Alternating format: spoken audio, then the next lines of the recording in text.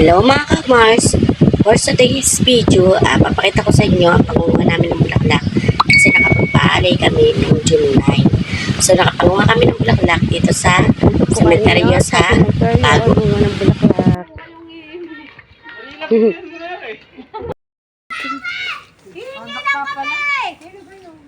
Malalay ng patay!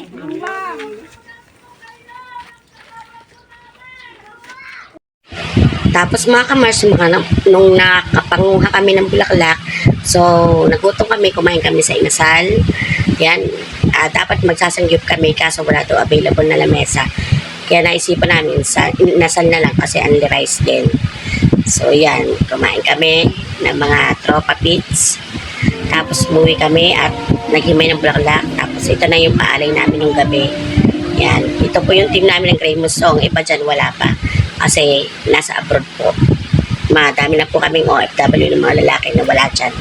So yan lang po yung mga available na nandyan. Tapos, nung patapos ng alay, ang mga OFW ay nabigay sa amin ng pera para kumain kami sa Jollibee. Tapos pinanood muna namin ang practice ng isa namin kasamahan kasi hinihintay namin siya at kami kakain sa labas. Ayan o. Yan yung sasayawin nila sa tapos namin.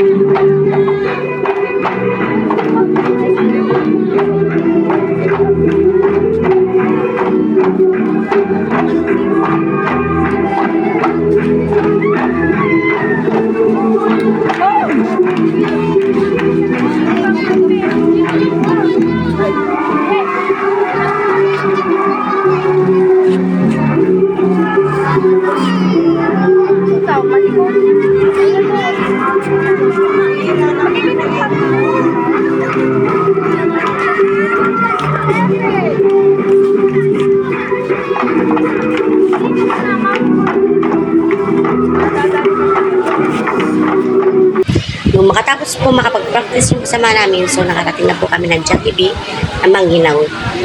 Muntik na po silang mag-close. Kasi nga po, tapos na po yung kanilang time para sa sa papakain sa Jollibee. Nakiusap lang po kami na baka pwede pa kami mag-order dahil madami kami, so pinayagan kami. Ayan po, bigay po ng mga OFW yung aming pinangkain. Tapos yan po yung picture ng aming alay. So, napakarami po nang nag-alay kasi desperas po yun ng tapusan. So, yan yung kasama namin yung mga makukulit na bata, mga anak-anak ng mga Greymus. Yan po yung mga kasamahan ko. Pamangkin ko, si Gray, anak ni Nomer, ni Clarice. Yan yung mga boys. Yan, kami yung mga girls. Yan lang po ang aking video for today's. Thank you po sa inyong panonood. Please don't forget to share, like, and use my YouTube channel.